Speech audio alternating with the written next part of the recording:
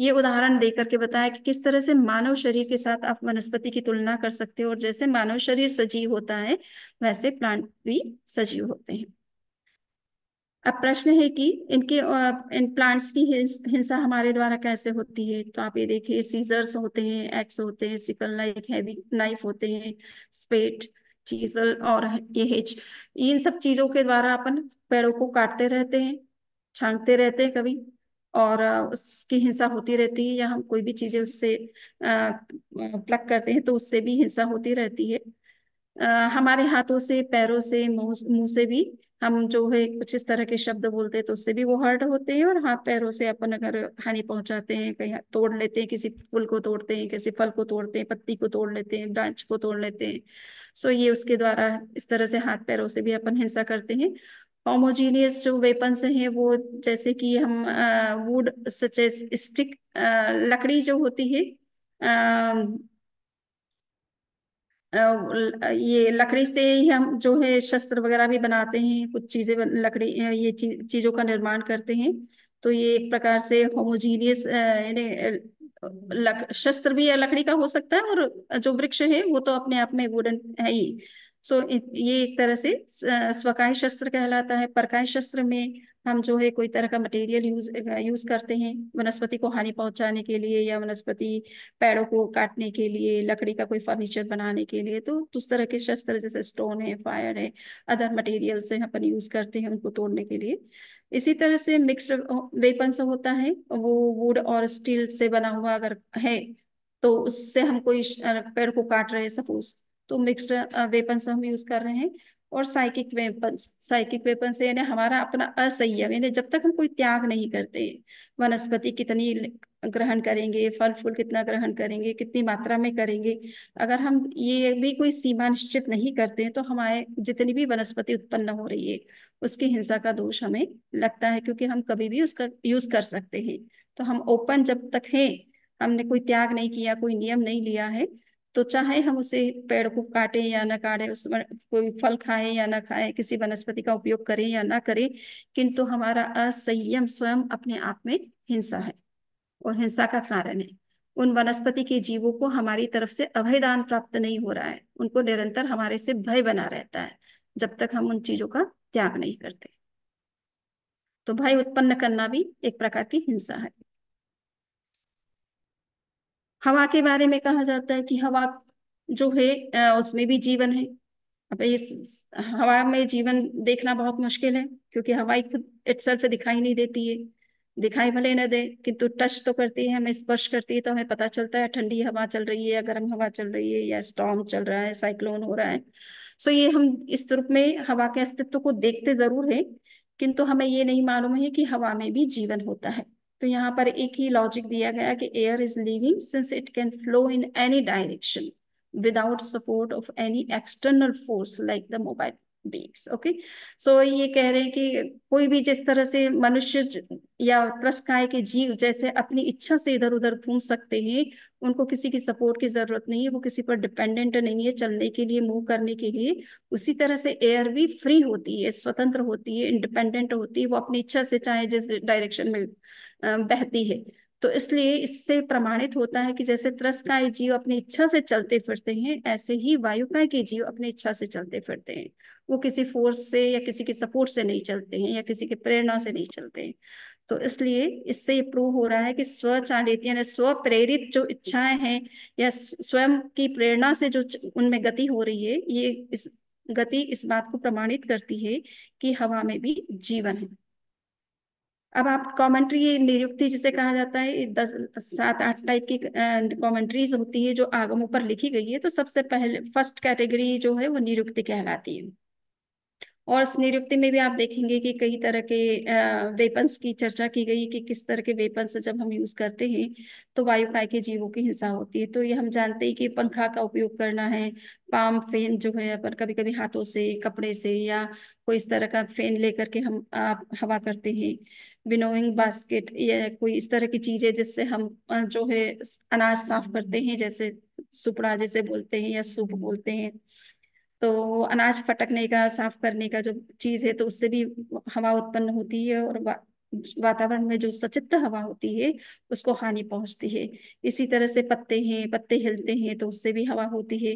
Corner of A garment, अगर कपड़ा है, कपड़ा जो, इसीलिए कुछ एक परंपरा जैसे ज्ञान गच्छे की परंपरा के साधु साध्वी जो है वो तार पर कपड़ा नहीं भी सुखाते, क्योंकि तार पर सुखाएंगे तो हवा के चलने से कपड़ा हिलेगा और उसके हिलने से वायुकाय के जीवों की हिंसा की संभावना बनती है। तो इसलिए कपड़ों को ऊपर की तरफ नहीं सिखाया जाता, वो जमीन पर सिखाते हैं। तो इस उनकी अपनी एक कठोर कठोर साधना कहना चाहिए इस मामले में। ये हिंसा के कारण बनते हैं। इसी तरह से stationing one self, it means standing against the air current when one is perspirating. तो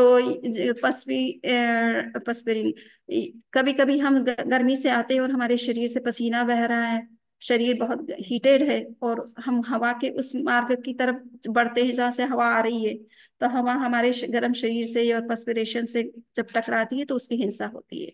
तो उसके अगेंस्ट में खड़ा होना भी एक तरह से हिंसा का कारण माना गया है। Fragrance of sandalwood and the fragrant of the plant and और पोइन मुरिकेटस, ये भी सब जो है, जो हम सुगंधित चीजें हैं, तो इसलिए देखिए सेंट के प्रयोग करना वो भी एक तरह से वायुकाय की जीवा का हिंसा का कारण बनता है। जो भी आप इस तरह की चीजें, चाहे वो चंदन का कोई सुगंध सेंट यूज करता है या किसी तरह के सेंट का यूज करता है, कभी कभी बहुत हाई से जो है सेंट का प्रयोग करते हैं, कुछ लोग ज्यादा ही सेंट लगाते हैं, तो वो सब वायु के साथ अगर मिक्स होती है तो वो भी हिंसा का कारण बनती है। अग्नि जो है, इट्स फ्लेम एंड हीट। तो अग्नि से तो निश्चित रूप से वायु, जब अगर अग्नि जलाते हैं तो अग्नि के द्वारा आसपास की जो वायु है उस वायु के जीवों की भी हिंसा की संभावना होती है। और कहा जाता है कि अग्नि को जलाने पर छह दिशाओं के जीवों की हिंसा होती है, क्योंकि अग्नि छह दिशाओं में जो है ताप फैलाती है, तो उससे हिंसा की संभावना ज्यादा रहती है। होमोजीनियस वेपन्स, द ऑपोजिट्स, हम ऐसे कोई चीज यूज करें, ठंडी हवा और गर्म हवा आपस में अगर मिल जाती है तो ये आपस में एक दूसरे के किलर बन जाती है। तो ये आप बताया कि किस तरह से होमोजीनियस, हेट्रोजीनियस और ये सब चीजें इसी के अंदर कवर हो जाती है। अभी मैंने जैसे एक बार प्रसंगवश कहा था कि ऐसा नहीं है कि जितना भी सृष्टि में पृथ्वी, पानी, अग्नि, वायु, वनस्पति, वो सब कुछ सचित्त ही है, अचित्त नहीं है, ऐसी बात नहीं है। तो आप देखेंगे कि स्थानांक सूत्र में इस बात को कहा गया है कि पृथ्वी, पानी, अग्नि, वायु और वनस्पति ये आपको कभी कभी अचित्त रूप में भी दिखाई देगी। तो ये अचित्त रूप में उन्होंने यहाँ पर वायु के 5 एग्जाम्पल दिए हैं कि अचित्त वायु किस तरह से होती है। यानी हम जब चलते हैं तो पैरों को हम जब जोर से रखते हैं तो उससे भी वायु उत्पन्न होती है, और वो वायु अपने आप में अचित्त होती है। इसी तरह से जब कभी कोई चीज हम धोखनी होती है, सपोज लोहार जब लोहे को गर्म करता है तो धोखनी चलाता है, उससे जो हवा उत्पन्न होती है वो भी अचित्त होती है। चाहे बैलून में हम हवा भरते हैं तो वो अचित्त होती है। इसी तरह से स्क्वीज द एयर, जब कभी हम कोई कपड़ा गीला कपड़ा है उसे निचोड़ते हैं तो उससे भी हवा उत्पन्न होती है, तो इससे भी हिंसा की संभावना बनती है। परंतु ये हवा जो उत्पन्न हो रही है वो अचित्त है, वो सचित्त नहीं है। बॉडीली एयर, हम कभी कभी कभी हिचकी आ जाती है, शरीर से हमारे श्वास निकलता है, तो ये श्वास जोर से अगर निकलता है, इसलिए प्राणायाम, प्राणायाम की प्रेरणा जैन धर्म में इतनी नहीं दी गई। क्यों नहीं दी गई? कि इसमें श्वास का फोर्स से बाहर आती है, और जब ये फोर्स से बाहर आती है तो बाहर की हवा को किल करती है। इसलिए प्राणायाम में सावधानी रखनी होती है, कपड़ा रख करके अपने सामने तब उस प्रयोग को करे तो अच्छा रहता है। तो ये सब चीजों की, जो चीजें इसमें कहीं ना कहीं किसी तरह की हिंसा इन्वॉल्व हो रही है, उन चीजों की प्रेरणा इस धर्म में आपको देखने को नहीं मिलेगी, क्योंकि स्वास्थ्य इसका मूल लक्ष्य नहीं है। आत्मा को कर्मों से बचाना ये मूल जैन धर्म का लक्ष्य है। और coagulation, flow of air caused by फेनिंग, पंखा वगैरह हम जो चलाते हैं इससे उठने वाली जो हवा होती है वो भी अचित्त होती है, किंतु वो जो हवा है वो वातावरण की हवा जो सचित्त होती है उससे टकराती है तो उसको हानि पहुंचाती है। इसलिए फेन वगैरह का उपयोग नहीं किया जाता है, स्पेशली साधु साध्वी के केस में। अब हम ये देखेंगे निश्चित भाष्य जो है एक प्रकार का, निश्चित एक प्रकार का आगम है, उसका कमेंट्री है और चूर्णी है, उसमें भी चर्चा की गई है कि किस तरह से और भी कुछ वेपन्स हैं जिसके द्वारा वायुकाय की हिंसा होती है। और उसमें यही कहा है कि कई तरह की वायु होती है और वो भी अगर आपस में मिलती है तो वो एक दूसरे को किल करती है। एक बृहत कल्प भाष्य करके भी एक ग्रंथ है, और उसमें चर्चा की गई है कि कभी कभी किसी पर्टिकुलर प्लेस की हवा जो है अचित्त होती है, या पर्टिकुलर टाइम के अंदर जो हवा चल रही है वो अचित्त होती है। तो ये सचित्त और अचित्त का कंसेप्ट बहुत डीपली डिस्कस किया गया है, और उसके लिए पूरा अध्ययन करने की आवश्यकता होती है। पर कहने का इतना सा मतलब है, सार इतना ही है कि कुछ हवाएं जो होती है वो अचित्त भी होती है, जो आर्टिफिशियल होती है, स्पेशली हमारे द्वारा जनरेट होती है, हमारे द्वारा क्रिएटेड होती है। तो वो प्राय करके अचित्त ही होती है, वो सचित्त नहीं होती। किंतु जो नेचुरल एनवायरनमेंट के अंदर जो हवा होती है उसमें लाइफ होता है।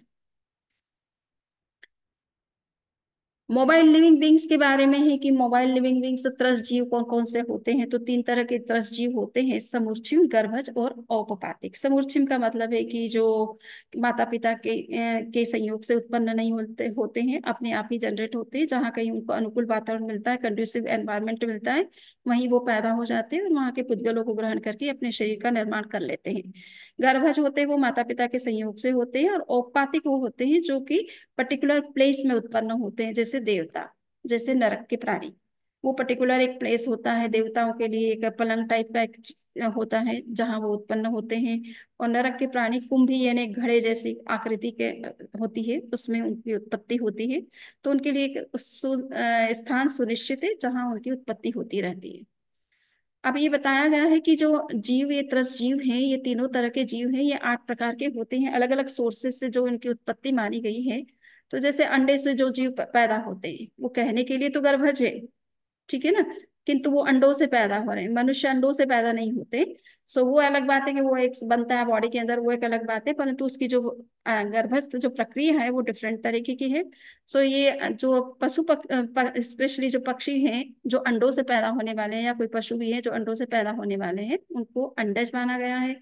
जो फर्टिलाइजेशन से पैदा होते हैं, जैसे कि मनुष्य हैं और पशु हैं, तो वो जो है गर्भज अंडज पोतज माने गए हैं।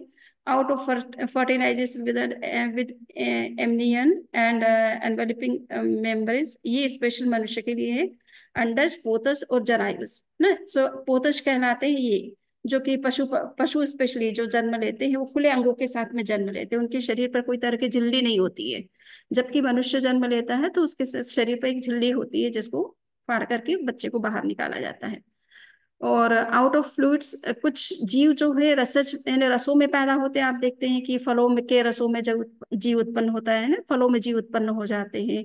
इसी तरह से दूध दही से बनी हुई चीजें जो होती है उसमें जीव उत्पन्न हो जाते हैं, तो ये रसज जीव कहलाते हैं।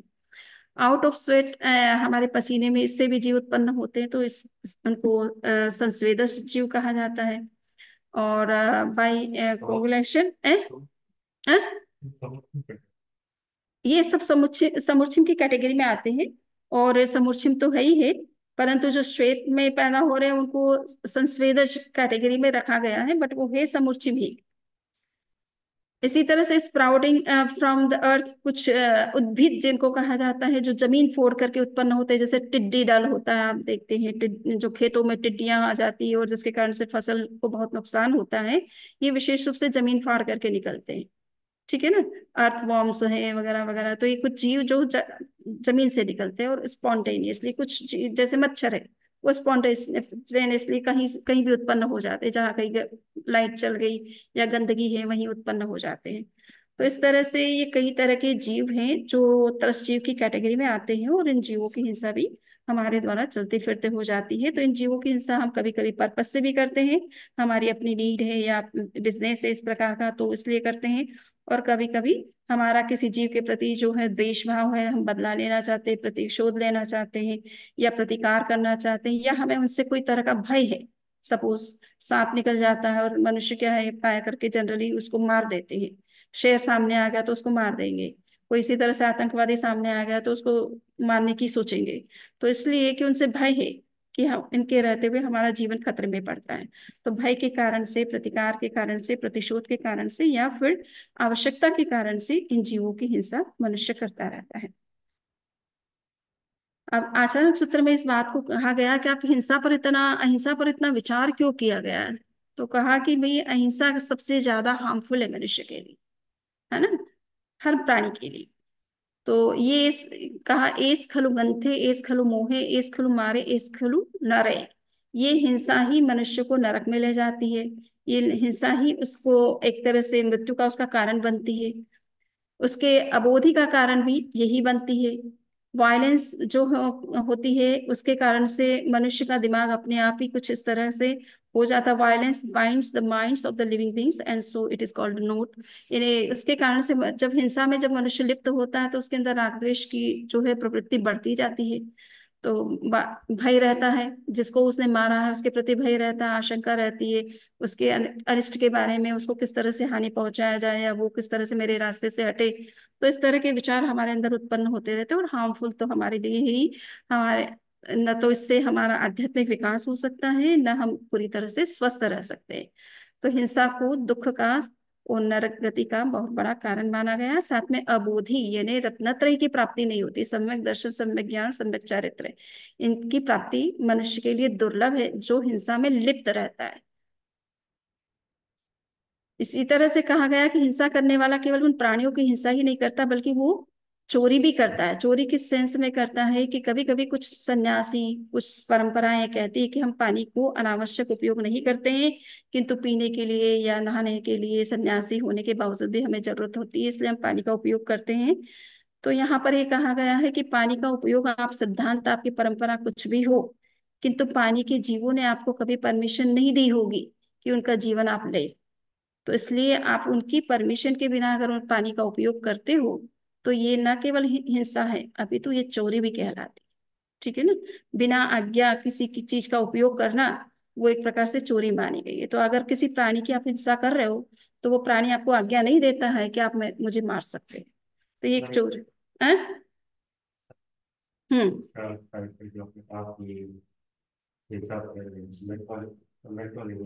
हम्म। हाँ। चक्रवर्ती वासुदेव, ये सारे चक्रवर्ती में तो हिंसा होता है, तो रात में हम्म। वो हम्म। सोचता था तो तुम्हें तो कैसे। अब ऐसा है ना कि चक्रवर्ती की तो कुछ कारण से विवशता है कि उनको चक्रवर्ती बनना जरूरी है और इसलिए उनको कुछ करना पड़ता है। परंतु अपन भरत चक्रवर्ती के केस में भी जानते हैं और ऐसे 10 चक्रवर्ती मोक्ष भी जा चुके हैं। तो वो क्योंकि वो जस्ट उनकी विवशता है कि एज ए चक्रवर्ती उनको वो काम करना जरूरी हो गया कि पूरे टेरिटरी, पूरे मतलब वर्ल्ड जितना भी है उस उनके समय का, उस पर उनको विजय करना है, उनको उनके अधिकार में होना चाहिए, तभी चक्र जो है उनके आयुधशाला में प्रवेश करेगा। इसलिए उनको ये सब कुछ करना पड़ता है, किंतु भीतर से नहीं चाहते हैं कि वो ऐसा कुछ करे। वो प्रगति समझते रहते हैं, ये जनरल समझते रहते हैं, मैं भावना।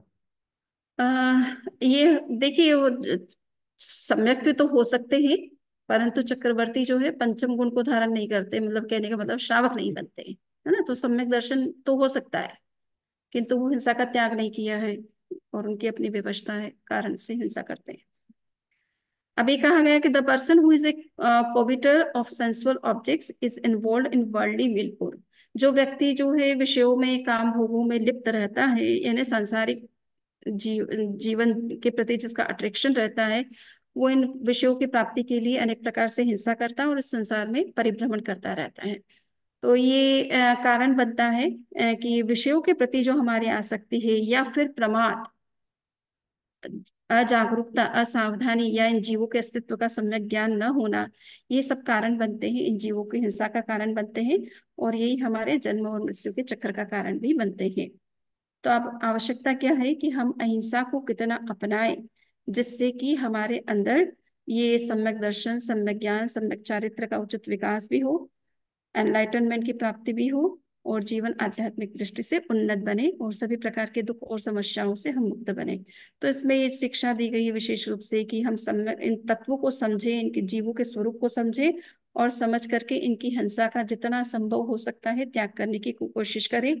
और इसके लिए ये भी जानना जरूरी है कि इन जीवों का अस्तित्व हमें अपने से भिन्न नहीं मानना चाहिए। जिस तरह से हमें सुख प्रिय है वैसे इन जीवों को भी प्रिय है।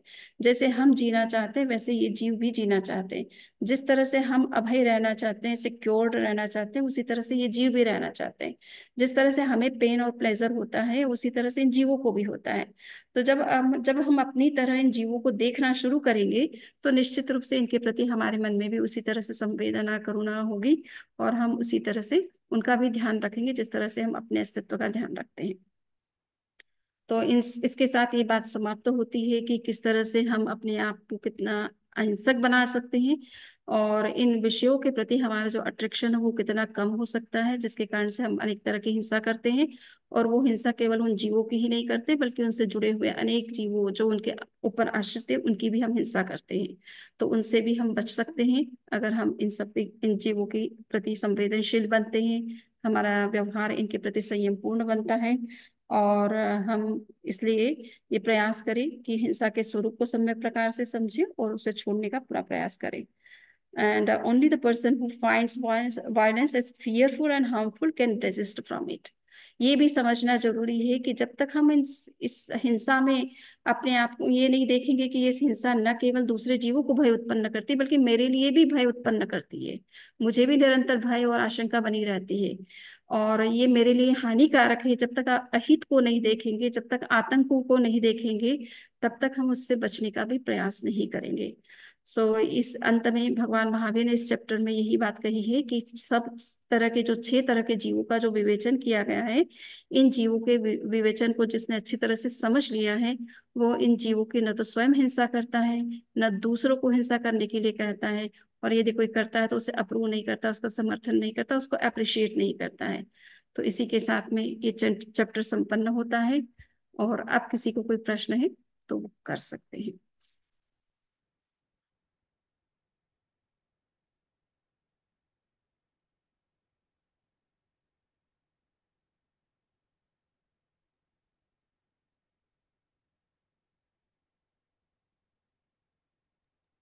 वंदा में हाँ।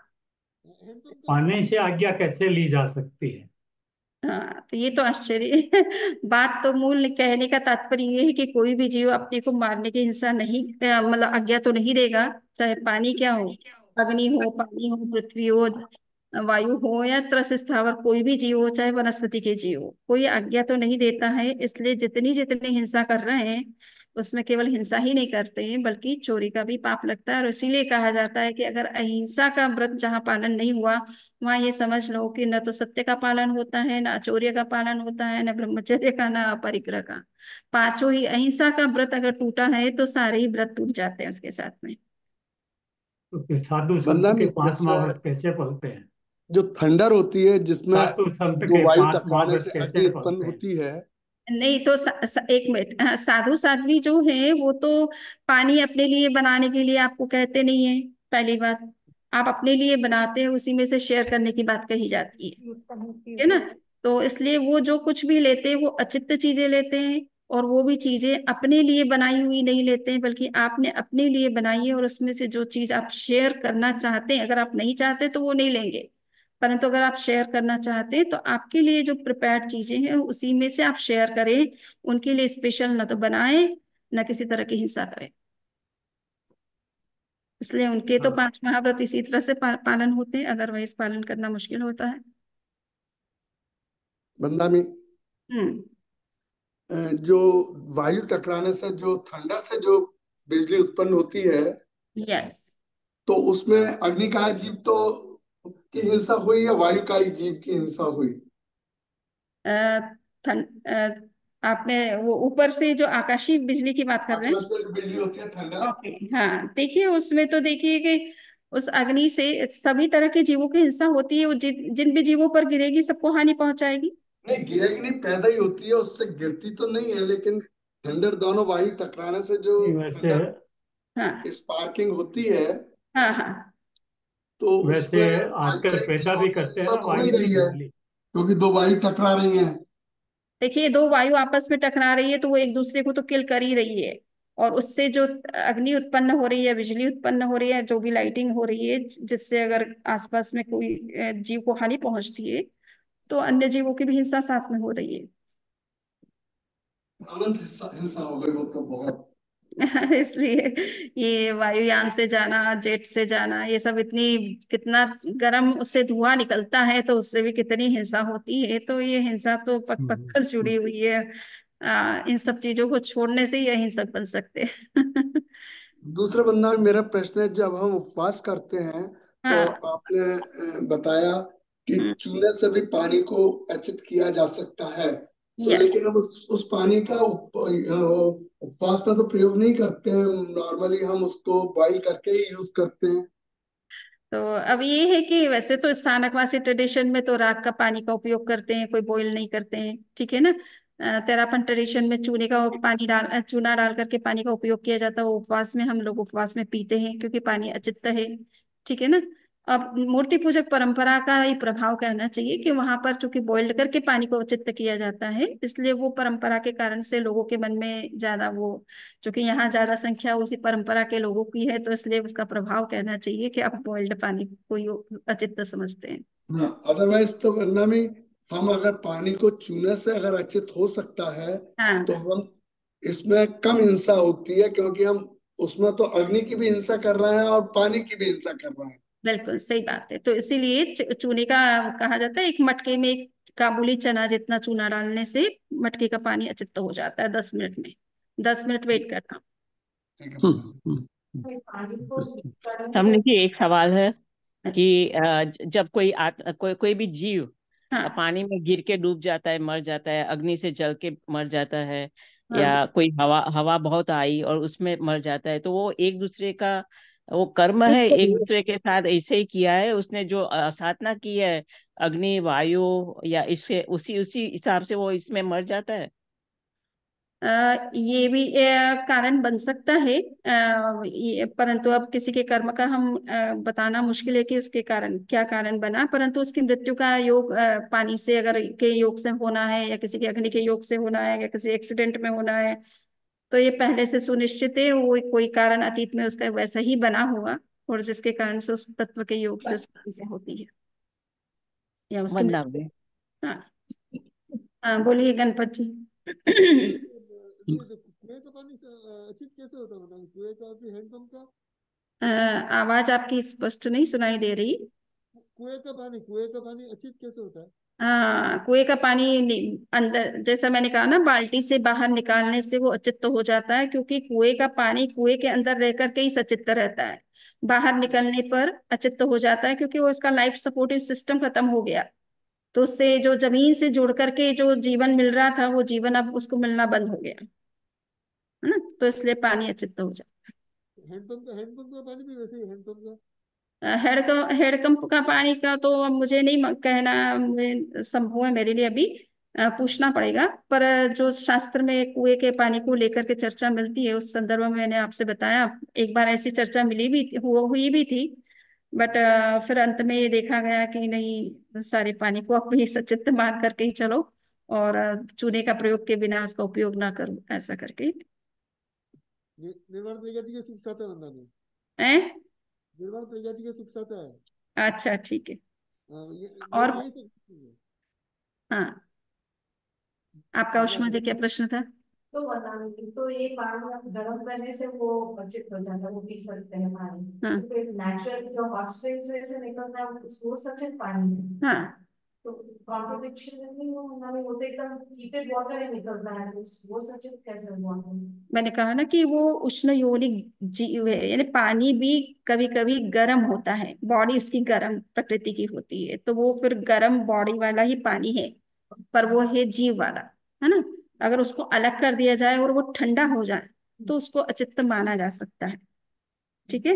भगवती सूत्र में भी इस तरह की बात आई है, आचार्य सूत्र में भी आई, परंतु भगवती सूत्र में ये नहीं बताया गया है कि ठंडा होने पर वो सचित्त नहीं रहता, चित्त हो जाता है, ऐसा नहीं है।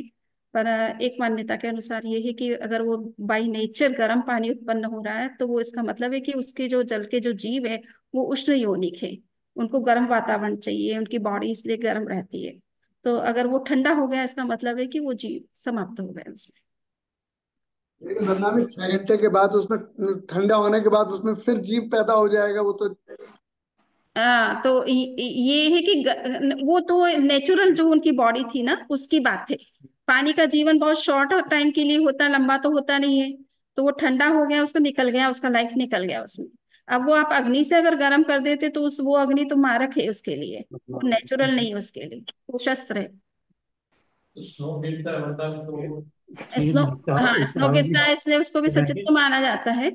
वो ठंडा, अग्नि पे गिरे तो अग्नि बंद हो बुझ जाए, तो वो उसके लिए भी मारक है। चलिए, और ठीक है, मंगल पाठ और कोई। वृंदा में एक हाँ वृंदा में जो झरने का पानी निकलता पहाड़ों से, वो हाँ, वो सचित्त ही है, वो सचित्त ही है। उस पानी को या तो अचित्त करके अपन पीते हैं, और अब ये है कि अब कुएं के पानी के संदर्भ में तो बात आती है, परंतु अन्य पानी के संदर्भ में अभी शास्त्रीय दृष्टि से हमें कंफर्म करके फिर कहना अच्छा रहेगा, नहीं तो कहीं सचित्त और आप हमारे कहने से उपयोग कर लो। तो देखिए, सावधानी के लिए अपने को चूने का प्रयोग करने में कोई दिक्कत नहीं है। अब कौन सा पानी सचित्त है कौन सा अचित्त है कहना बहुत मुश्किल हो जाता है कभी कभी कुछ केसेस में। सो हाँ, अपने पास वो ज्ञान नहीं है तो, परंतु कुएं का जो संदर्भ आता है टीकाओं में, उससे मैंने बताया कि कुएं का पानी जो अचित्त माना जाता है, और इसीलिए दिगंबर साधु साध्वी कुएं का पानी ही लेते हैं और जगह का पानी नहीं उपयोग करते। लेकिन बंदानी वो निकालते निकालते टाइम बाल्टी से अचित हाँ होता है, तो हाँ, निकालते टाइम तो हिंसा होती है।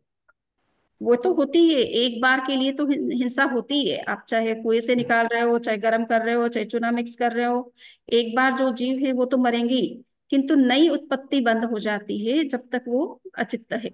तो उस वो निरंतर जो जीवों की उत्पत्ति होती है और असंख्य के नंबर में लगभग होती है, तो उन हिंसाओं से आप बच जाते हैं। तो वरना में कितनी देर तक अचित रहता है एक बार पानी गर्म किया हुआ? ऐसा कहा कि 6 घंटे तक रहता है, 6 घंटे के बाद ठंडा होने के बाद फिर वो सचित्त हो जाता है। और एक जैसे फल है, अपन माइक्रोवेव को करते हैं उसको 10 सेकंड या 15 सेकंड, तो वो कितनी हम्म। देर तक अचित रहता है, अचित रहता है?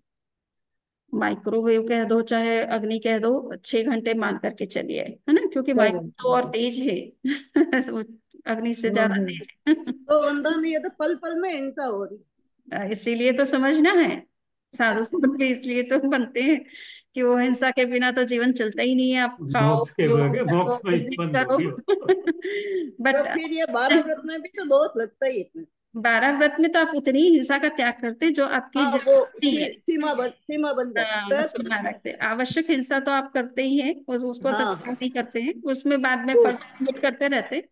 सीमा बन जाती तय अंदर।